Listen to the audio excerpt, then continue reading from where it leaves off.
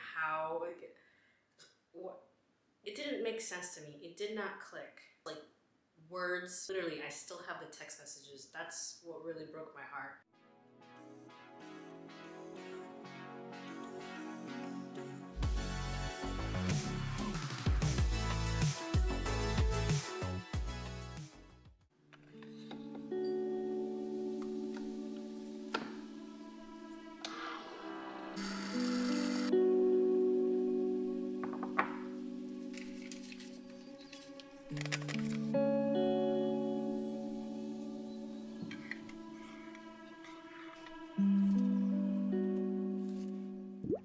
Hey there! Welcome back to my channel. It's your girl Magical. And if you're new here, what up, Magical Being? Thank you so much for tuning in today's video. I hope you're going to do what you want to do today because you can and you're alive. In today's video, grab your drinks, your hot cocoa, your snacks, because I'm going to be talking about how I handle grief, especially during the winter season. So if you're curious, please keep watching. Cheers if you're drinking some hot cocoa or hot cocoa and Kahlua or whatever. Anything that you prefer to have during the cold season. First and foremost, I wanted to define grief. So on Google, when you Google it, grief means deep sorrow, especially caused by someone's death. For some reason, I thought grief was change, but I didn't realize it was true sadness. Growing up, I learned the 7 stages of grief: shock, denial, anger, bargaining, depression, processing, grief, acceptance. Those are the stages that I'm familiar with and I have gone through with every grief in my life, in my 20s and in my teens. And one of the things that I realized with the stages of grief is that every individual that I know and you know goes through grief differently. For instance, my previous mukbang video, my ramen mukbang video, I was talking about my grandpa and how I visited him in the Philippines, and that was my first time experiencing death. And if you haven't seen that video, I'll put the link down below in the description box so you can check it out. But his death was my first introduction into grief. While I was a teen, I didn't understand it. It was my first time realizing that, wow, this person is not gonna be here the next day. Like, I can't just like call them on FaceTime and talk to them. Being in a world filled with technology, it didn't make sense to me. It did not click. I was definitely in the stage of shock and denial. Like, I just didn't understand. I was like, no, I'm gonna see him tomorrow. So that was definitely something that I understood in the beginning of grief. And as I got older, after my grandpa's death, I experienced my own pet cat. She passed away, and I was just definitely going through all the stages of grief of like, why, how, like, what, why her, you know, why her, anger. In my experience with my pet dying, it really took a toll on me because I was close with her. I saw her every single day. I took her to the doctor. I fed her. I took her shots, everything, you know. She was just like my whole world. And to be honest, having a pet is such a beautiful thing because pets really show us that they love us without talking to us, like words, you know, English. They know when we're sad, they know when we're feeling some type of way, they comfort us in our hour of need. I was literally in college and I was like working part-time, and I went through all the stages of grief. I was super depressed. I didn't tell anybody that she died. I just worked.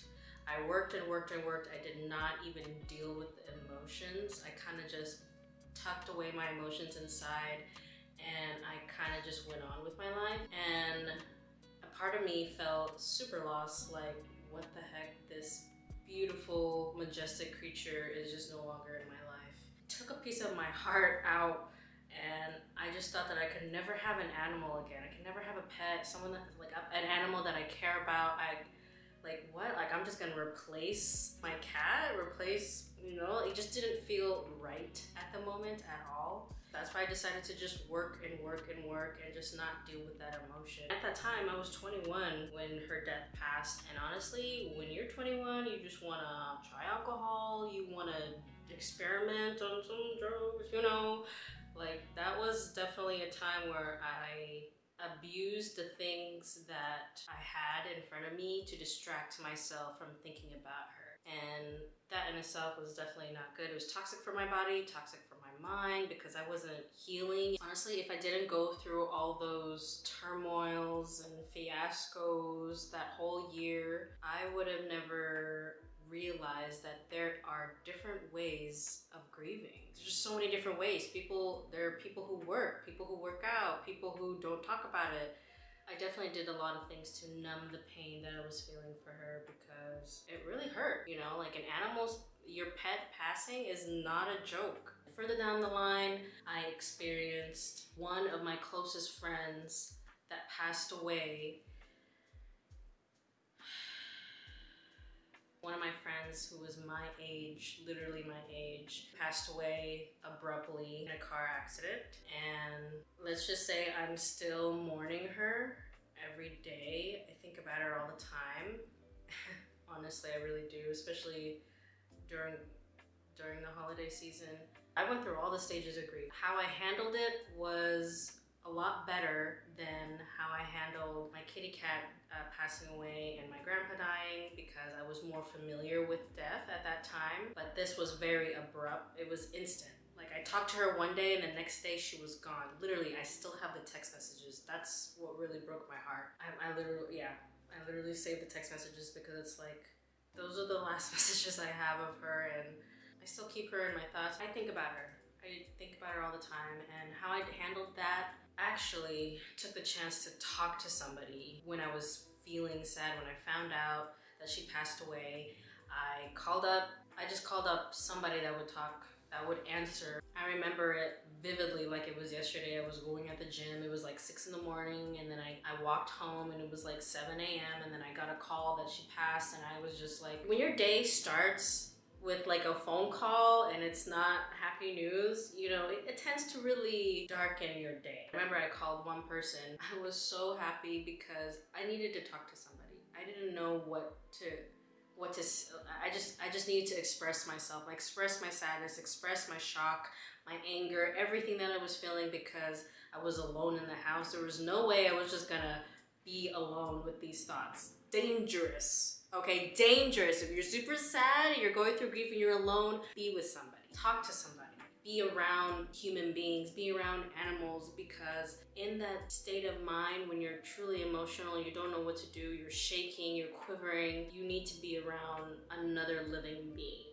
So that's what I did. It really helped me out. I talked to somebody out. I just unleashed everything I was feeling for her and everything, and I realized I was handling grief better. I was talking about it. I wasn't just bottling it inside. I released everything, all the sadness that I felt, how I felt about her, our relationship, everything, because this was literally one of my best friends. And when you have a best friend or a couple best friends or close friends or someone that you genuinely care about, you have love for, you're gonna feel some type of way when you hear something like that. I remember I was in a really dark place. Her death really made me question reality, made me question life, and what is the purpose of living, and all these questions popping up, like is this what's gonna happen now as I get older? I handled it in a way where I was actually talking to people, but when I wasn't talking to people, I was not in a good space at all. I did not take care of myself mentally. I did not take care of my body. I did not do any self-care activities. There were a few weeks that I just didn't shower. I know, gross, but I was just sad. Like, sometimes when you wake up and you're just sad, like, you don't have the energy to do what you really want to do. You know, your source of energy is not there. I allowed myself to talk to people, to really let people that I care about know that I'm going through a hard time. I'm grieving really hard, and I might be MIA for a really long time. And going MIA when you're grieving, it's a dangerous place too. But when you tell people that you're going through something, it allows them to check up on you when you're not when you're not feeling good. That was one of the things that truly helped me during her passing, and something that I didn't do with my kitty cat and with my grandpa. And honestly, most recently, I try not to show too much of like the real private part of my life on videos or on Instagram stories or anywhere on social media, because I want you to come to my page, to my channel, and feel excited and loved and light and happy and just like excited about life, you know? But there are times behind the scenes where I really am feeling it. And actually recently this year, I lost an amazing person in my life, and she was in my family, and this summer, and it's really hard. I'm still definitely grieving. I'm trying like holding it in, like the tears are back in my eyes, but I'm still grieving her every day. I think about her, and I'm taking days where I'm taking breaks for myself, mental health day or mental health week. There are times where I'm just like not on social, and those are days where I'm really just grieving and healing, because when you go through grief, you don't just go through steps to be healed and you're done healing. You will consistently be healing. Like, healing is non-linear. It's just gonna go ups and downs. Like, there are days where you're gonna feel it, and there are days you're not gonna feel it. And the days when you do feel it, you need to embrace it. You need to try not to feel overwhelmed or your emotions to overflow. And if they do, release them. Cry, work out, go running, do something to release that emotion, because it will give you that sense of peace, that you're still alive, that you're still here, you still have days to do things that you genuinely love to do. And that's something that I found very valuable. Try to avoid alcohol or drugs, anything like that, because it does not help you. Okay, take it from someone who has gone through that also, and it just doesn't help. If anything, it amplifies your depression, or at least for me, that's what I experience. It just doesn't help. It just numbs the pain. It's a distraction, and to be honest, doing those things to your body, it doesn't make you feel, your body won't feel good. Try to avoid the things that will make your body feel yeah, icky. That's all I can say, icky. Allow yourself to be patient with this grieving process, because just because someone died a year ago or yesterday doesn't mean you're gonna get over it right away. Like, I'm still grieving my grandpa when I was 15 years old. I'm still grieving my kitty cat when I was 21 years old. I'm still grieving my best friend that died when I was 24 years old. Like, and I'm still grieving this year. So take it day by day, acknowledge your feelings, even the ones that you don't like about the grieving process. Acknowledge them, because they are valid. And try to take care of yourself when this happens. Take a shower, don't forget to eat, drink water, get some sleep, hug somebody, hug a tree, hug your animal, hug your favorite plush. Like, literally hug it in all directions, because sometimes having that normal thing in your life allows you to appreciate what you have in your life right in front of you. Literally, I am so grateful that I have this Astro Kitty here. Hello, you're cool.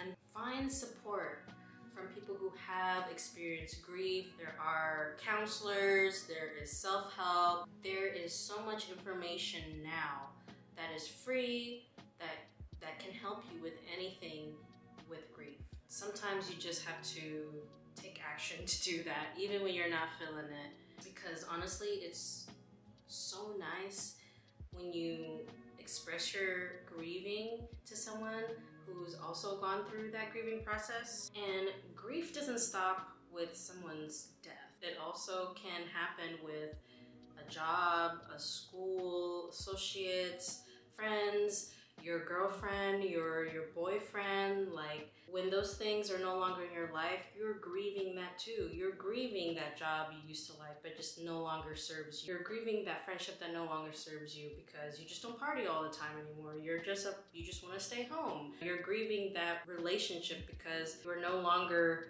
that person. When you grieve those other things, you're grieving that version of you. You are no longer that person. You shed that old version of you, and now you are a new person.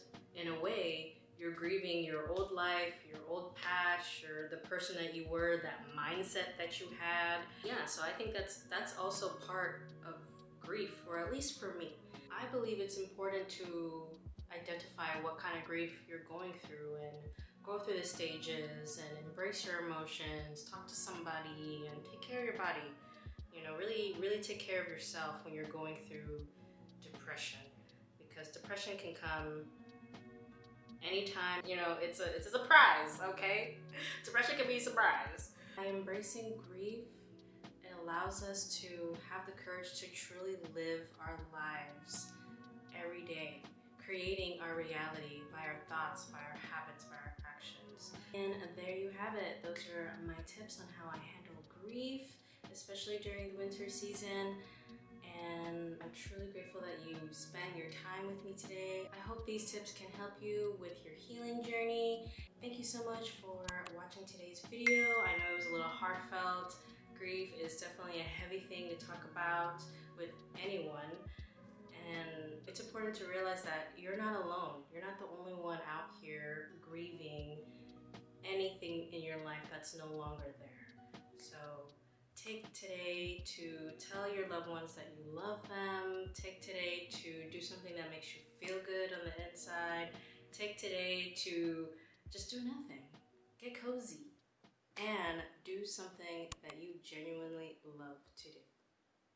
Bye! But all lives, this. Where does this energy come from? You know, I have this picture of me and my grandma when I saw her in the Philippines. This is the picture. I want to put this on a t-shirt and wear it. Just like, watch. I'm gonna wear this. Honor death. Silly as that sounds, honor death, because all living things come to an end, okay? Take time to grieve in your own way, and don't be too hard on yourself. Be kind to your mind. That we have that understanding. Cheers. All the grieving and mourning that I've done in the past decade, honestly, I'm just like, I want to live for me. I want to get that tattoo. I want to get that piercing. I want to go here. I want to travel there. Like, because I was sad, I held myself back from the things that I really wanted to do in my life. And honestly, it's a little scary because now part of me feels like, oh, I could have done this, I could have done that while I was sad, even though I was grieving, but it's okay, you know, just give yourself time because life is still happening with or without you. So live your life as magical as it can be, because it really can. Because it's possible.